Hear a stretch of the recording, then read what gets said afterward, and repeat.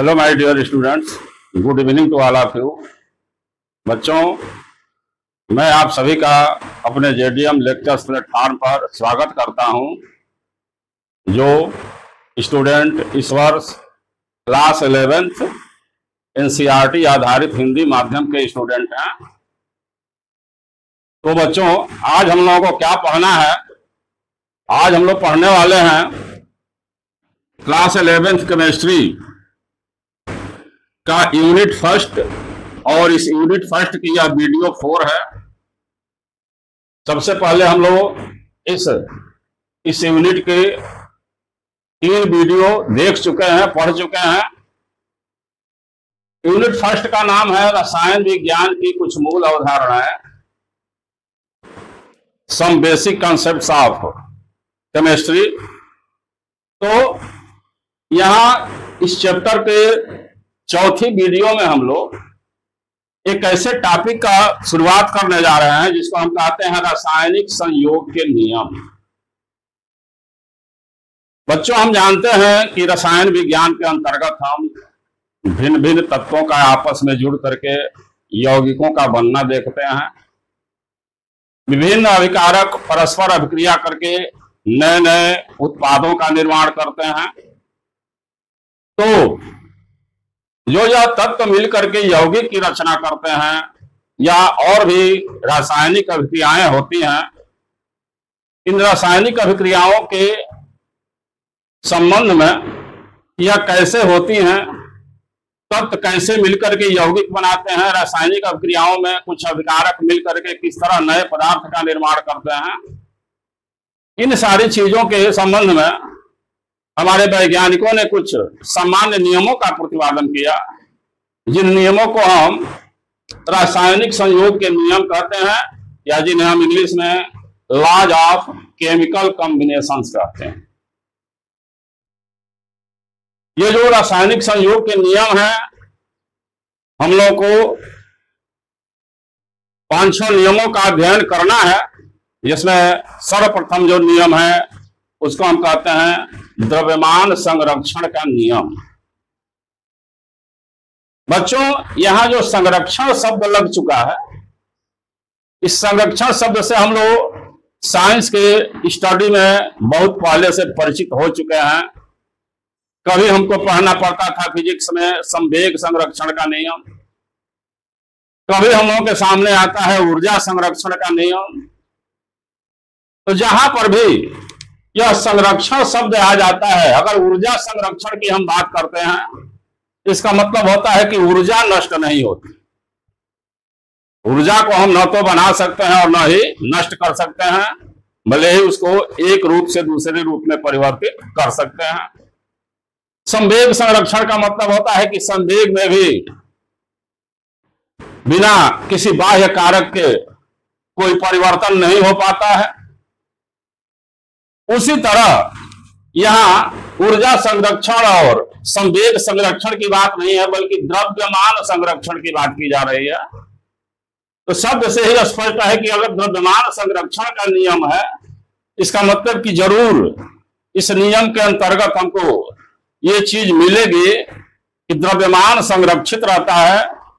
द्रव्यमान को हम न बना सकते हैं और न नष्ट कर सकते हैं, भले ही द्रव्यमान को हम एक रूप से दूसरे रूप में चेंज कर सकते हैं।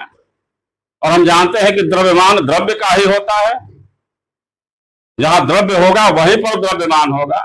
तो इस संबंध में एक रसायन शास्त्री थे जिनका नाम था एंटोनी लेवाइजियर। इन्होंने विभिन्न दहन क्रियाओं का अध्ययन किया, उसमें अभिकारकों के द्रव्यमानों का, उत्पादों के द्रव्यमानों का बहुत ही यथार्थ परख मापन किया, और ऐसा करने के पश्चात वे इस निष्कर्ष पर पहुंचे कि किसी रासायनिक अभिक्रिया के होने से पूर्व जो भी अभिकारकों के द्रव्यमान हैं, अभिक्रिया के संपन्न हो जाने के बाद जो उत्पाद बन रहे हैं, उन उत्पादों के द्रव्यमान के बराबर ही होते हैं। यानी अभिकारकों का द्रव्यमान और उत्पादों का द्रव्यमान बराबर मिल रहा है, इसका अर्थ यह है कि उस अभिक्रिया में द्रव्यमान में कोई हानि नहीं हुई है, द्रव्यमान की क्षति नहीं हुई है। और चूंकि द्रव्यमान की क्षति नहीं हुई है, इसी आधार पर इन्होंने यह नियम प्रतिपादित कर दिया जिसे हम द्रव्यमान संरक्षण का नियम कहते हैं। यहां हम मेंशन कर दिए हैं कि इस नियम का प्रतिपादन एंटोनी लेवाइजियर ने 1789 में किया था, जिसके अनुसार अब इन्होंने जो अभिक्रियाओं का अध्ययन किया, अभिकारकों के द्रव्यमान का मापन किया, उत्पादों के द्रव्यमान का मापन किया, इन सारे क्रियाकलापों के उपरांत इन्होंने जो नियम प्रतिपादित किया वो ये है कि द्रव्य को न तो उत्पन्न किया जा सकता है और न ही नष्ट किया जा सकता है, अर्थात द्रव्य अविनाशी है। अविनाशी का मतलब जो नष्ट न हो। तो यही जो द्रव्य अविनाशी है कहा जा रहा है, यही सेंटेंस द्रव्यमान संरक्षण का नियम कहलाता है। और इस नियम को हम यह भी कहते हैं कि द्रव्य की अविनाशिता का सिद्धांत। यह नियम द्रव्यमान संरक्षण के नियम के नाम से भी जाना जाता है और इसे हम द्रव्य की अविनाशिता का सिद्धांत भी कहते हैं, और इसे अंग्रेजी में हम law of conservation of mass भी कहते हैं। और जब यह नियम इन्होंने दिया कि द्रव्य को न तो उत्पन्न किया जा सकता है और न ही नष्ट किया जा सकता है, अर्थात द्रव्य अविनाशी है, तो हम निसंदेह कह सकते हैं इस नियम के आधार पर कि अतः रासायनिक अभिक्रिया में अभिकारकों का कुल द्रव्यमान उत्पादों के कुल द्रव्यमान के बराबर होता है। और यही इस नियम का बेस है, जिसका सर्वप्रथम इस वैज्ञानिक यानी एंटोनी लेवाइजियर ने अध्ययन किया, और यह परिणाम पाने के बाद ही कि रासायनिक अभिक्रिया में उत्पादों का कुल द्रव्यमान और अभिकारकों का कुल द्रव्यमान बराबर होता है, इस आधार पर ही इन्होंने इस नियम का प्रतिपादन किया कि द्रव्य को न तो उत्पन्न किया जा सकता है और न ही नष्ट किया जा सकता है, अर्थात द्रव्य अविनाशी है। हाँ, ये जरूर है कि जब भी रासायनिक अभिक्रियाएं होती हैं या रासायनिक परिवर्तन होते हैं तो द्रव्य एक रूप से दूसरे रूप में परिवर्तित हो जाता है, लेकिन उस द्रव्य के द्रव्यमान में कोई परिवर्तन नहीं होता। यही हमारे इस रासायनिक संयोग के नियम का पहला नियम है, जिसे हम ये द्रव्यमान संरक्षण का सिद्धांत अथवा द्रव्य की अविनाशिता का सिद्धांत कहते हैं।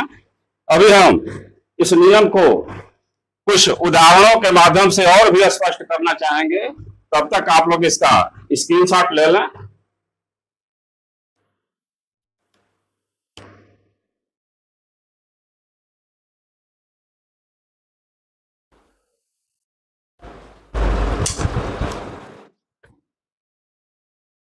अभी अभी जो हम लोगों ने द्रव्यमान संरक्षण के सिद्धांत को अध्ययन किया पढ़ा, उसके बहुत ही सुंदर ये दो उदाहरण हैं जिनके माध्यम से इस नियम की पुष्टि हो।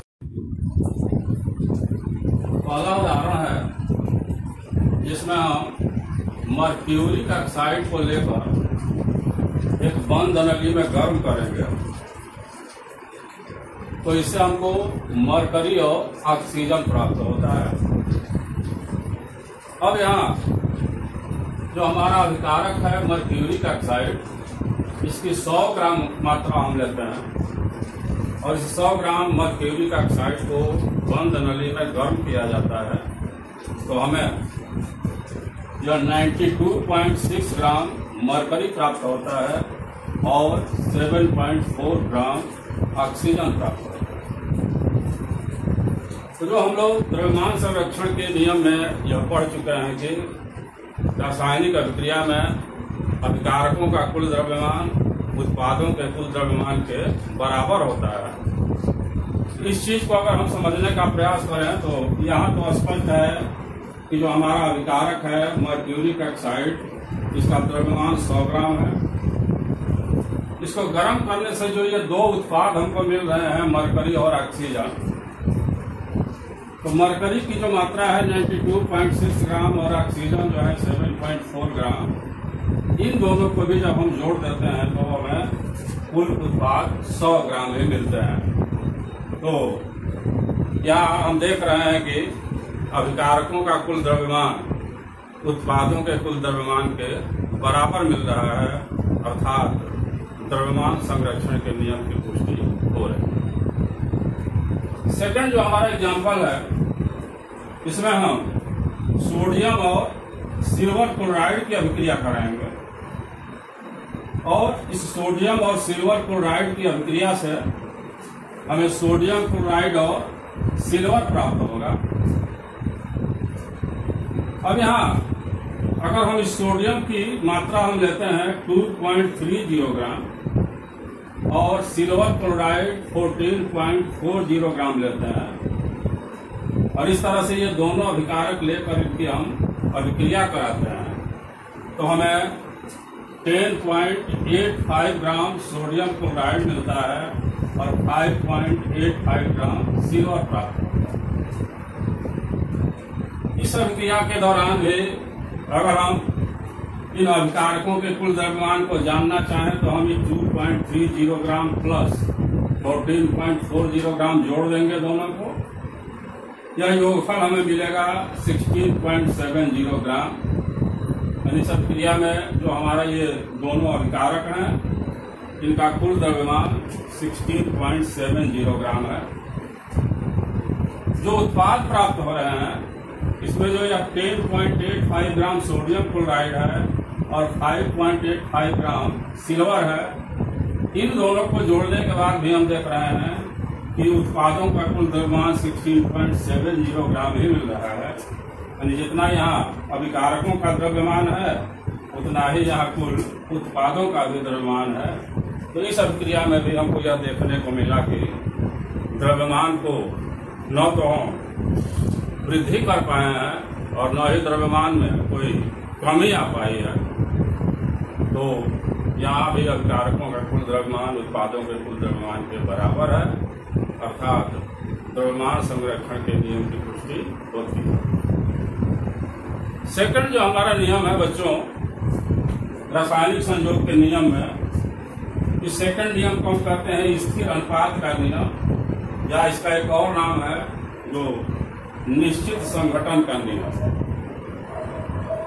यह स्थिर अनुपात का नियम अथवा निश्चित संघटन का नियम, इस नियम का प्रतिपादन करने वाले एक फ्रांसीसी रसायन शास्त्री थे जिसका नाम था जोसेफ लुइस प्राउस्ट।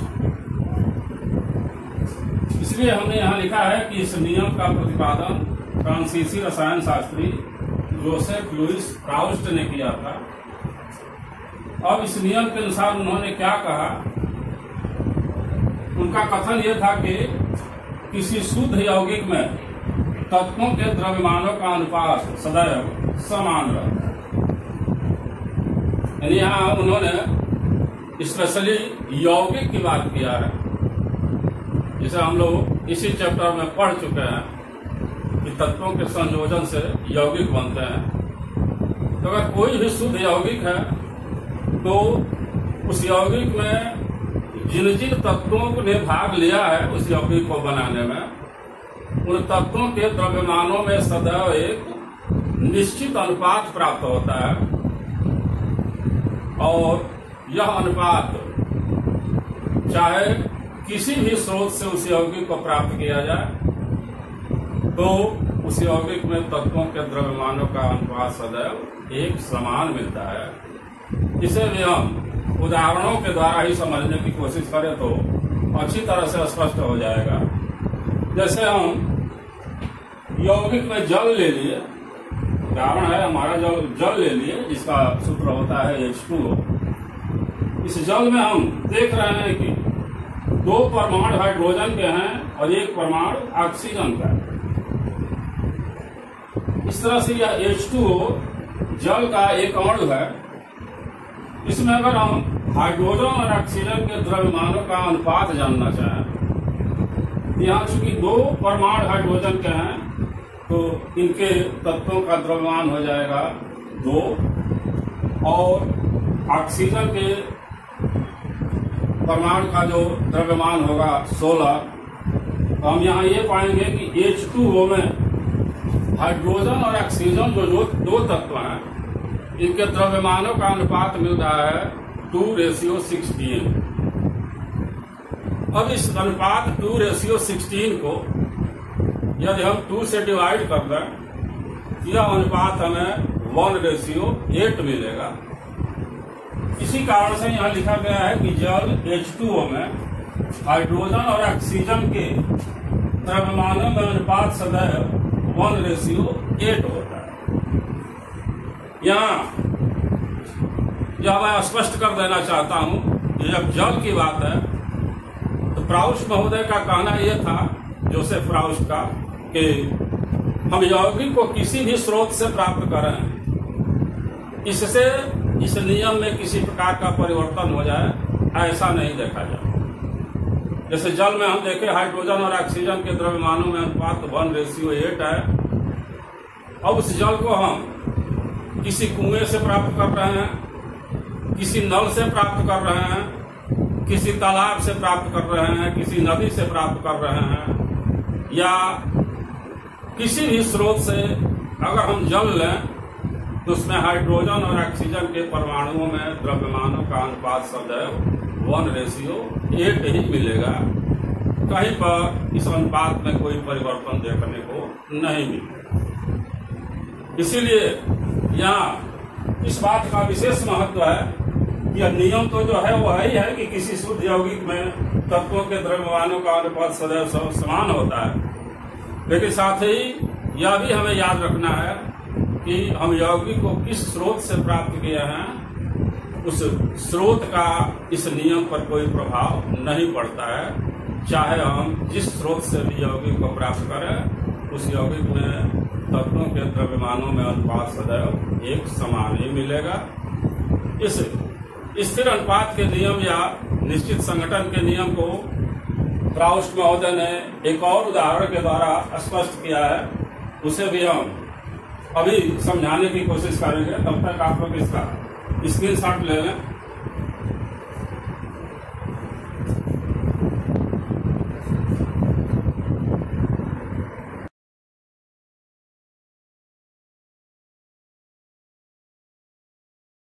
स्थिर अनुपात अथवा निश्चित संगठन के नियम को समझाने के लिए जोसेफ प्राउस्ट महोदय ने एक और यौगिक लिया। इस यौगिक को हम कहते हैं cupric carbonate. Cupric carbonate copper, carbon और ऑक्सीजन से मिलकर बना यौगिक होता है। और इस क्यूप्रिक कार्बोनेट के 2 नमूने लिए गए। एक क्यूप्रिक कार्बोनेट प्राकृतिक स्रोत से लिया गया और एक क्यूप्रिक कार्बोनेट संश्लेषित लिया गया, अर्थात प्रयोगशाला में बनाया हुआ लिया गया। जब इन दोनों यौगिकों में तत्वों के संगठन का अध्ययन किया गया तो इस वैज्ञानिक ने यह पाया कि दोनों ही यौगिकों में, चाहे वह प्राकृतिक रूप से प्राप्त किया गया है या प्रयोगशाला में बनाया गया है, दोनों में ही जो कॉपर है, कार्बन है और ऑक्सीजन है, इनकी प्रतिशत मात्रा समान है। यानी यहाँ क्यूप्रिक कार्बोनेट में कॉपर, कार्बन तथा ऑक्सीजन क्रमशः 51.35% यानी 51.35% कॉपर है, 9.74% कार्बन है और 38.91% ऑक्सीजन है। तो जब यह 2 स्रोतों से एक ही यौगिक लिया गया और दोनों में तत्वों का संगठन समान मिला, तो फाइनली इस वैज्ञानिक ने इस नियम का प्रतिपादन किया कि किसी शुद्ध यौगिक में तत्वों के द्रव्यमानों का अनुपात सदैव एक समान बना रहता है, चाहे वह यौगिक जिस किसी भी स्रोत से प्राप्त किया गया हो। इससे तत्वों के संगठन पर कोई प्रभाव नहीं पड़ता है। इस तरह हम लोगों ने देखा कि जल के निर्माण में भी और स्क्यूपरी कार्बोनेट में भी दोनों उदाहरणों में हम लोग यह देख कर समझ लिए कि यौगिक में तत्वों के द्रव्यमानों का अनुपात सदैव समान रहता है, चाहे वह यौगिक जिस किसी भी स्रोत से प्राप्त किया गया हो। इस तरह यह स्थिर अनुपात का नियम अथवा निश्चित संघटन के नियम की पुष्टि होती है। जो नेक्स्ट हमारा रासायनिक संयोग का नियम है, इसे हम कहते हैं गुणित अनुपात का नियम। इस गुणित अनुपात के नियम को देने वाले वैज्ञानिक का नाम है जॉन डाल्टन, जिन्होंने 1803 ईस्वी में इस नियम का प्रतिपादन किया था। इस नियम का प्रतिपादन डाल्टन ने सन 1803 ईस्वी में किया था। इस नियम के अनुसार यह क्या नियम है, इस नियम को पढ़ा जाए और अच्छी तरह से समझने का प्रयास किया जाए कि जब दो तत्व संयोजित होकर एक से अधिक यौगिक बनाते हैं तो एक तत्व के निश्चित द्रव्यमान के साथ संयुक्त होने वाले दूसरे तत्व के द्रव्यमान छोटे पूर्णांकों के अनुपात में होते हैं। नियम यही है और जरूरत यह है कि इसको अच्छी तरह से समझ लिया जाए। बहुत से यौगिक ऐसे हमको मिलते हैं जो समान प्रकार के तत्वों से मिलकर बने होते हैं और वो समान प्रकार के तत्वों से अलग अलग प्रकार से संयोजित होकर के अलग अलग प्रकार के यौगिक बनाते हैं। तत्व समान होंगे लेकिन उनके संयोजन की जो प्रक्रिया है वह अलग अलग हो जाएगी और इस तरह से अलग अलग संयोजित होने के कारण वो समान प्रकार के तत्व ही कई प्रकार के यौगिकों का निर्माण करते हैं। जैसे हम लोग एक सरल सा यौगिक जल का उदाहरण लें। इस जल में हाइड्रोजन और ऑक्सीजन दो तत्व होते हैं और इसी हाइड्रोजन और ऑक्सीजन से ही निर्मित तत्व यौगिक हाइड्रोजन पर ऑक्साइड भी होता है। जल का सूत्र H2O होता है तो हाइड्रोजन पर ऑक्साइड का सूत्र H2O2 होता है। यानी दोनों ही यौगिकों में केवल हाइड्रोजन और ऑक्सीजन ही हैं। इन्हीं दोनों तत्वों के अलग अलग प्रकार से संयोजित होने के कारण एक बार जो यौगिक बन रहा है उसे हम जल कह रहे हैं और दूसरी बार जो यौगिक बन रहा है उसे हम हाइड्रोजन पर ऑक्साइड कह रहे हैं। इतनी बात समझने के बाद इस नियम के अनुसार हमें यह समझना है कि जब हम जल और हाइड्रोजन पर ऑक्साइड ये दो यौगिक ले लिए जो दोनों समान तत्वों से ही मिलकर बने हैं तो इन दोनों यौगिकों में एक तत्व का द्रव्यमान निश्चित हो जाएगा। जैसे इन दोनों तत्वों में हाइड्रोजन का द्रव्यमान निश्चित रहेगा, बराबर रहेगा और इस हाइड्रोजन के साथ जो संयुक्त होने वाला दूसरा तत्व ऑक्सीजन है, ऑक्सीजन के द्रव्यमान अलग अलग मिलेंगे। तो यहां जो एक तत्व के निश्चित द्रव्यमान के साथ जो दूसरा तत्व संयुक्त हो रहा है जिसके द्रव्यमान बदल रहे हैं अलग अलग यौगिकों में, उस बदलते हुए द्रव्यमान में यानी उस तत्व का द्रव्यमान जो विभिन्न यौगिकों में बदल रहा है, एक तत्व का द्रव्यमान तो फिक्स हो गया, निश्चित हो गया, वो नहीं बदलेगा, लेकिन उस तत्व के साथ संयुक्त होने वाला जो दूसरा तत्व है उसके द्रव्यमान बदलते हुए मिलते हैं। तो जो वह बदलते हुए द्रव्यमान वाला जो दूसरा तत्व है उसके द्रव्यमानों में एक छोटा पूर्णांकों में अनुपात प्राप्त होता है। जैसे यहां उदाहरण के द्वारा ही समझने से जल्दी समझ में आएगा और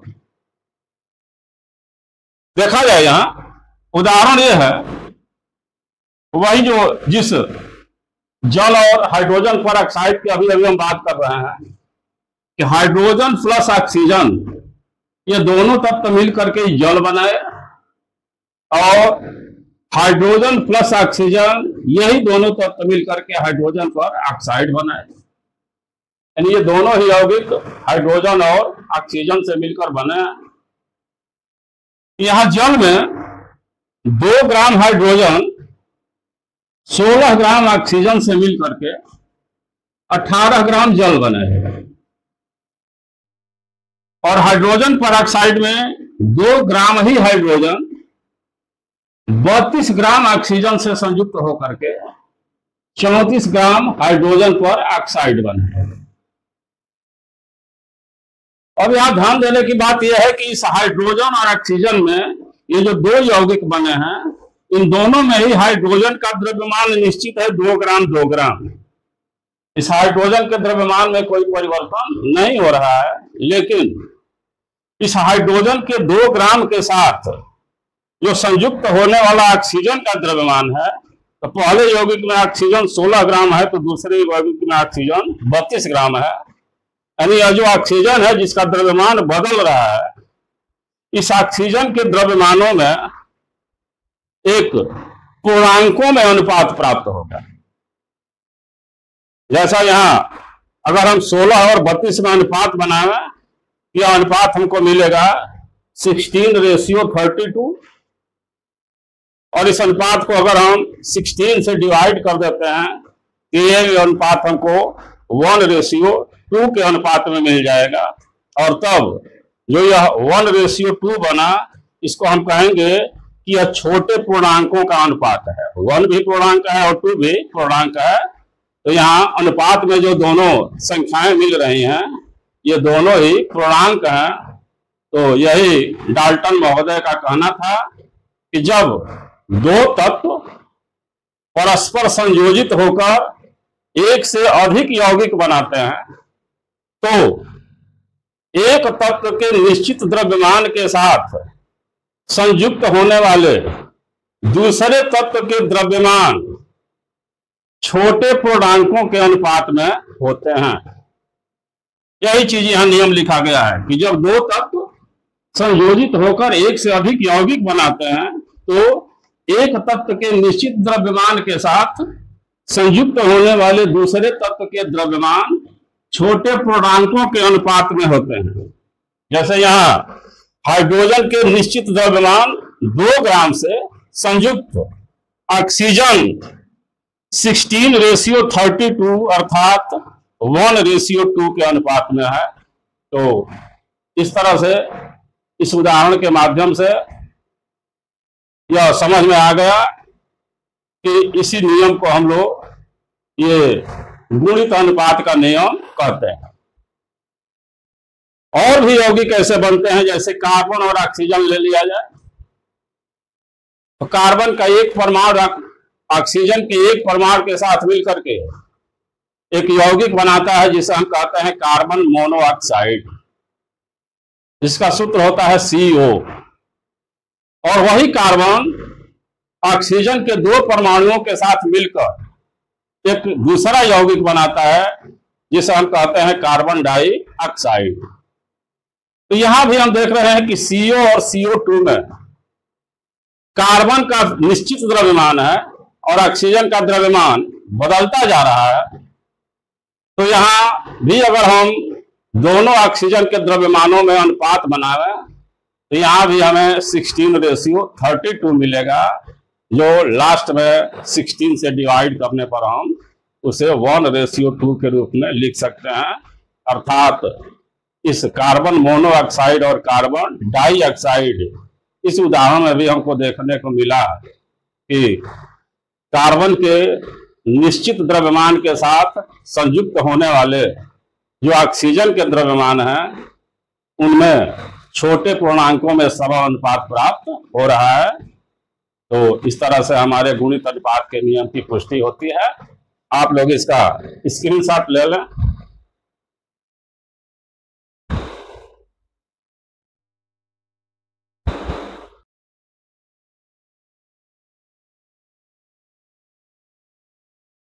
रासायनिक संयोग के नियम टॉपिक में चौथा नियम है गैलुसेक का गैसीय आयतनों का नियम। इस नियम का प्रतिपादन इस गैलुसेक नामक वैज्ञानिक ने 1808 ईस्वी में किया था। यह नियम, जैसा कि नाम से ही स्पष्ट है, कि यह केवल गैसों के लिए लागू होता है, इसीलिए इस नियम का ही नाम है गैलुसेक का गैसीय आयतनों का नियम। यह नियम सिर्फ गैसों पर लागू होता है। अब यह नियम क्या है? इस नियम का प्रतिपादन गैलुसेक ने सन 1808 ईस्वी में किया था। इस नियम के अनुसार जब किसी रासायनिक अभिक्रिया में समान ताप तथा दाब पर गैसें संयुक्त होती हैं या बनती हैं तो उनके आयतनों में सरल अनुपात प्राप्त होता है। यानी यहाँ एक बात तो ये ध्यान दे लेना है कि जो भी अभिकारक होंगे या उत्पाद होंगे वो गैसीय अवस्था के होंगे, गैस होंगे। और दूसरी ये चीज ध्यान देना है कि उन सभी गैसों का ताप और दाब समान रहना चाहिए। अगर ऐसा है कि गैसें रासायनिक अभिक्रिया में केवल गैसें ही भाग ले रही हैं और उन गैसों के परस्पर रासायनिक अभिक्रिया के परिणाम स्वरूप उत्पाद के रूप में भी हमें गैस ही प्राप्त हो रहा है, और साथ ही अगर ये सभी गैसें समान ताप और समान दाब पर हैं तो उनके आयतनों में एक सरल अनुपात प्राप्त होता है। सिंपल सा नियम है, सिर्फ एक दो बातों पर ध्यान दे देना है। एक तो इस रासायनिक अभिक्रिया में सभी अभिकारक और उत्पाद गैसीय अवस्था के होने चाहिए, और दूसरा सभी गैसों का ताप और दाब समान होना चाहिए। तो यहाँ जो अभी हम लोग यह नियम पढ़ रहे हैं कि जब किसी रासायनिक अभिक्रिया में समान ताप तथा दाब पर गैसें संयुक्त होती हैं या बनती हैं तो उनके आयतनों में सरल अनुपात प्राप्त होता है। यहाँ हम दो उदाहरण लिए हैं। इन दोनों उदाहरणों के माध्यम से यह नियम और भी स्पष्ट हो जाएगा। यहाँ उदाहरण एक में हम हाइड्रोजन गैस लिए हैं और क्लोरीन गैस लिए हैं। ये हाइड्रोजन और क्लोरीन गैसें परस्पर अभिक्रिया करके हाइड्रोक्लोरिक गैस उत्पन्न कर रही है। यानी यहाँ हाइड्रोजन, क्लोरीन और हाइड्रोक्लोरिक ये तीनों गैसें हैं, इसलिए यहां ब्रैकेट में जी जी जी लिख दिया गया है। अब यहां ये शर्त है जरूर कि जो ताप और दाब हाइड्रोजन गैस का है वही ताप और दाब क्लोरीन का है और वही ताप और दाब हाइड्रोक्लोरिक गैस का है। यानी ताप और दाब तीनों के समान है तो इनके आयतनों में हमें सरल अनुपात प्राप्त होगा। और इसके आयतन को समझ लेना है। यहां पर जो H2 लिखा है जिसको हम हाइड्रोजन गैस कहेंगे, इस हाइड्रोजन गैस के सूत्र को लिखने से पहले यहां जो संख्या हमको दिखेगी, चाहे वह कोई भी गैस हो, उस गैस के सूत्र लिखने से पहले जो यहां पर संख्या हमको दिखेगी वही उस गैस का आयतन माना जाएगा। तो यहां पर चूंकि हाइड्रोजन के पीछे कुछ नहीं लिखा है, अर्थात यहां पर 1 है, तो हम कहेंगे कि इस हाइड्रोजन गैस का आयतन 1 है। यानी 1 आयतन हाइड्रोजन गैस है। यही इसी क्लोरीन के साथ भी है। यहाँ Cl2 मीन्स क्लोरीन गैस है, इसके पीछे भी कोई संख्या नहीं दिख रही है। इसका मतलब कि यहाँ पर भी 1 है और यहाँ 1 होने का मतलब कि क्लोरीन का भी आयतन 1 है। यानी यहाँ पर एक आयतन हाइड्रोजन गैस है और एक ही आयतन क्लोरीन गैस है। अब यहाँ जो प्रोडक्ट में हमको HCl मिला है, इसके पीछे चूंकि 2 दिखाई दे रहा है, क्योंकि जब हम इस समीकरण को बैलेंस करेंगे, संतुलित करेंगे तो यहाँ 2 आएगा, क्योंकि यहाँ पर हाइड्रोजन भी 2 है और क्लोरीन भी 2 है। तो जब हम 2HCl लिखेंगे तभी यहाँ पर 2 हाइड्रोजन और 2 क्लोरीन मिलेंगे। तो यहाँ HCl से पहले जो 2 दिख रहा है, इसका मतलब कि इस गैस का आयतन 2 है, यानी HCl 2 आयतन है। और यहाँ पर एक आयतन हाइड्रोजन गैस, एक आयतन क्लोरीन गैस और 2 आयतन हाइड्रोक्लोरिक गैस या हाइड्रोजन क्लोराइड गैस भी कह सकते हैं इसको। अब सीधी सी बात है कि अगर हम इन आयतनों में अनुपात बनाएं, यानी आयतनों में अनुपात, तो 1:1:2, 1:1:2, यानी इस आयतनों में यहाँ एक सरल अनुपात मिला। सरल अनुपात कहने का मतलब यही है कि यह अनुपात हमें भिन्न में नहीं मिलना चाहिए। कहीं ऐसा ना हो जाए कि गैसों का अनुपात हमें मिलने लगे कि 1.5 संबंधित 2.8, ऐसा नहीं मिलना चाहिए। हमें पूर्णांकों में अनुपात मिले तो इसी को हम कहेंगे कि यह आयतनों में सरल अनुपात मिल रहा है।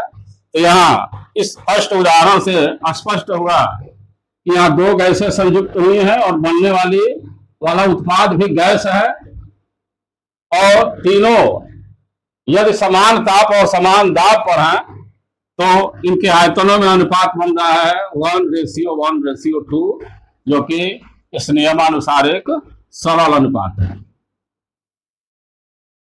अगर हम एग्जाम्पल 2 लें, इसमें हम नाइट्रोजन गैस ले लें और इसकी अभिक्रिया हाइड्रोजन गैस से करावें, तो नाइट्रोजन और हाइड्रोजन गैस परस्पर अभिक्रिया करके अमोनिया गैस उत्पन्न करते हैं।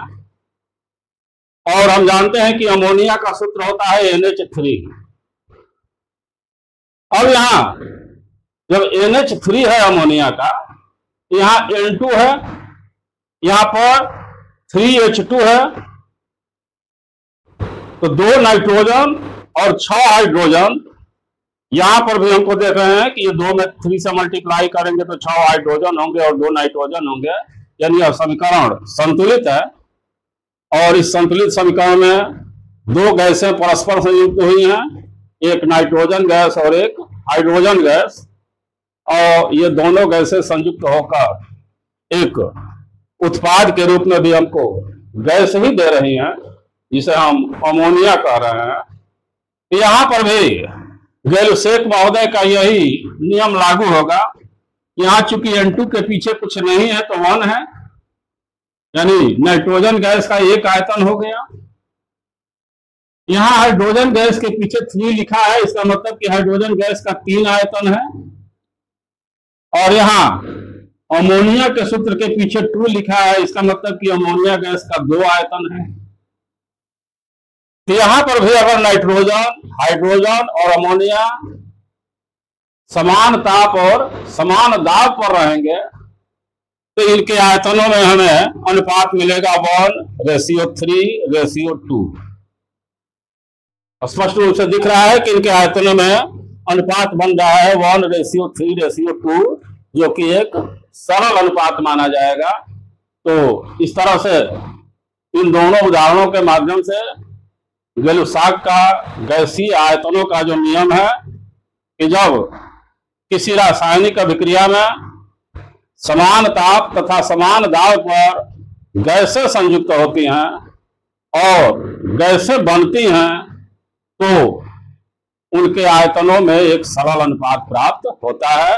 इन दोनों उदाहरणों से ये दोनों नियम, दोनों उदाहरणों से इस नियम की पुष्टि हो रही है और हमें उम्मीद है कि यह नियम समझ में भी आ गया होगा आप लोगों के। तो इसका स्क्रीनशॉट ले लें।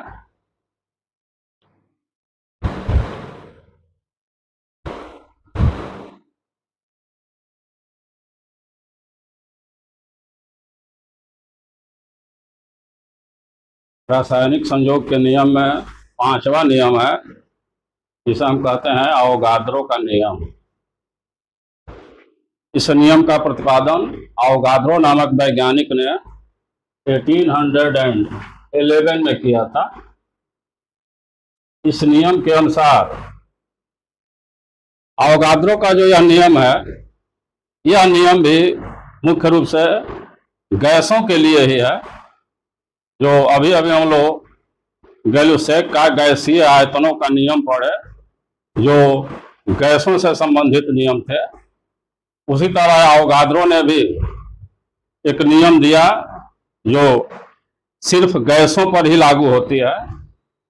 तो अवोगाद्रो का कहना यह था कि समान ताप और दाब पर गैसों के समान आयतन में अणुओं की संख्या समान होती है। यानी जैसा गैलुसेक के नियम में हम लोग समान ताप और दाब की बात किए थे, यहाँ पर अवोगाद्रो महोदय का भी कहना है कि गैसें जो हों वो समान ताप और समान दाब पर होनी चाहिए।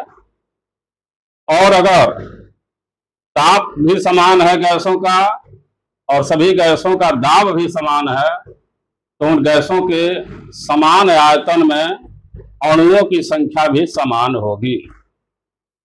यही अवोगाद्रो का नियम है कि समान ताप और दाब पर, या समान शब्द दोनों के लिए है, ये नहीं कि ताप दाब दोनों एक समान हो जाए, ऐसी कोई बात नहीं है।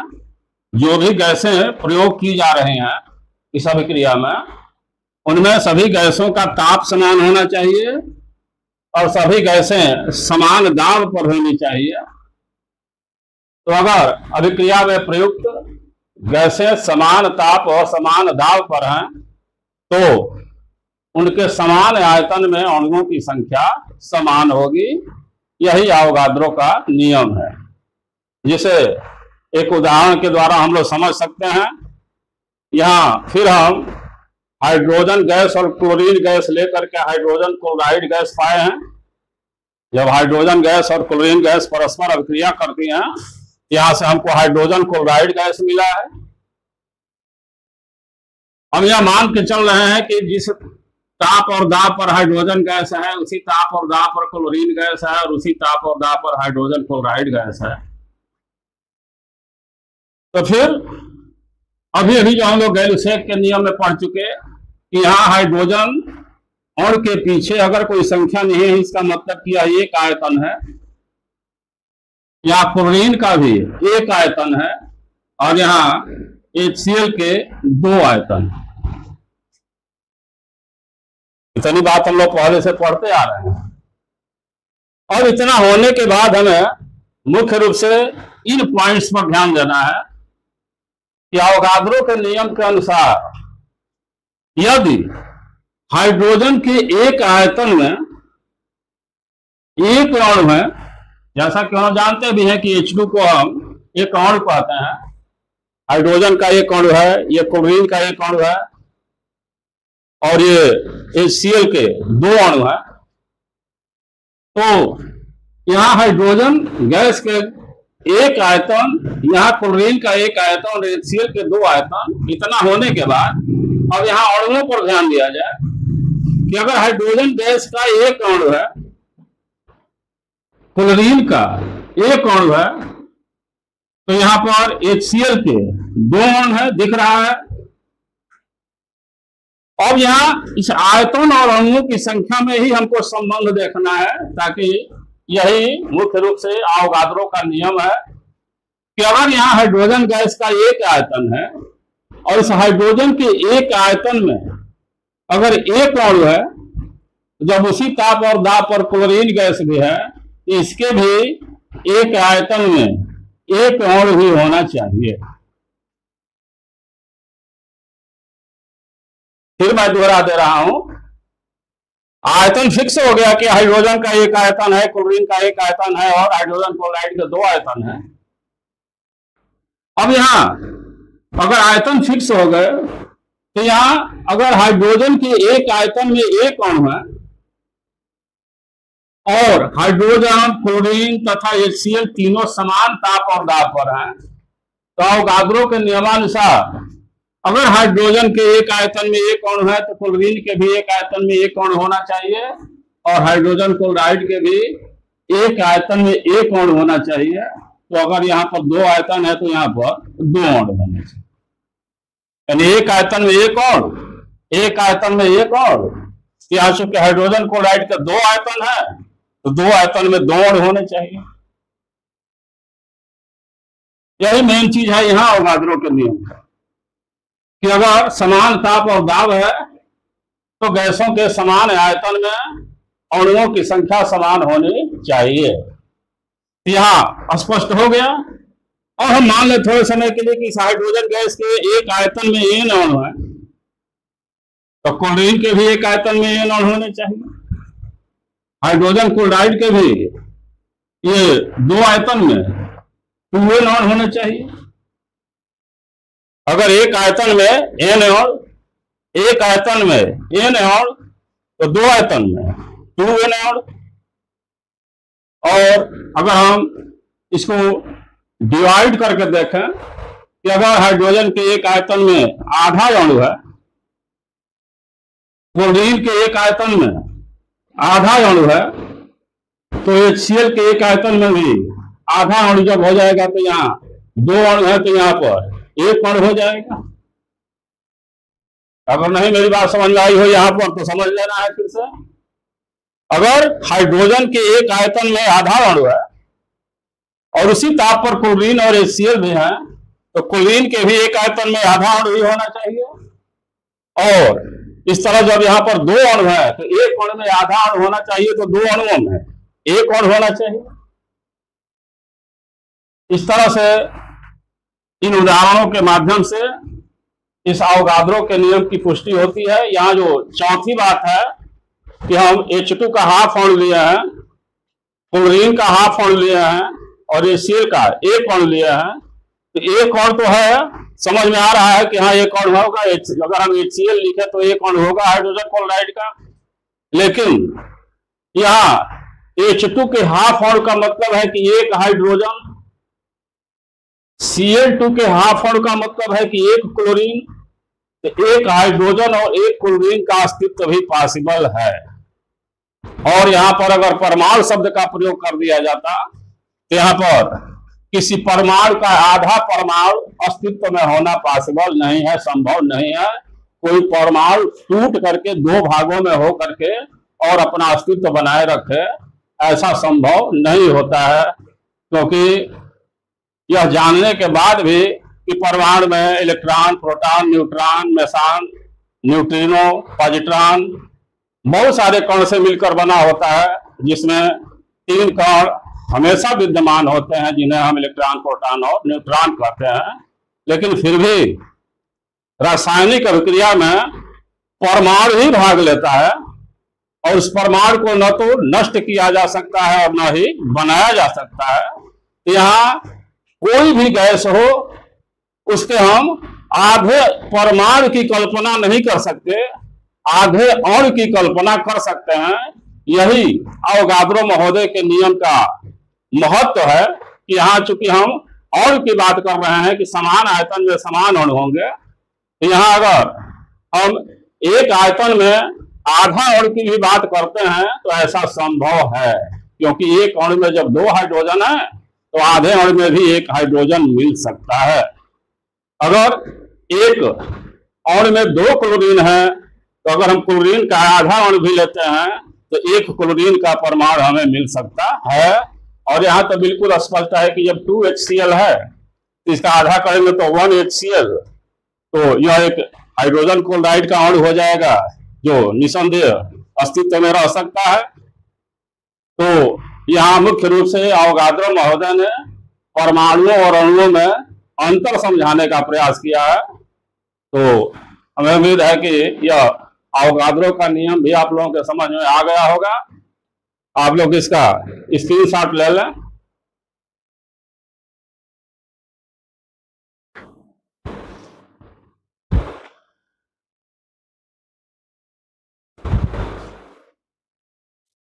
और इसी के साथ मैं अपनी ये वीडियो क्लोज कर रहा हूं। इस वीडियो में हम केवल रासायनिक संयोग के नियमों का ही उल्लेख करेंगे, जो 5 नियम है: द्रव्यमान संरक्षण का नियम, स्थिर अनुपात का नियम, गुणित अनुपात का नियम, गैल्यूसेक का गैसीय आयतनों का नियम और अवोगाद्रो का नियम। बाकी चीजें अगले वीडियो में पढ़ा जाएगा। तो फिर मैं आप लोगों से यह कहना चाहूंगा कि अगर मेरी पढ़ाई अच्छी लग रही है, हमारी बताई गई बातें आप लोगों को अच्छे तरह से समझ में आ रही हैं, तो मेरे वीडियो को लाइक करें, चैनल को सब्सक्राइब करें, ताकि और भी अधिक से अधिक बेहतरीन वीडियो आपके सामने जा सके। और जो कुछ भी आप लोगों की समस्याएं हो, कमेंट के माध्यम से हमें उस समस्याओं से अवगत कराते रहें, ताकि आप लोगों की किसी भी तरह की परेशानी रहने न पाए, हर तरह की परेशानी दूर हो जाए। Thanks for watching my video. Bye.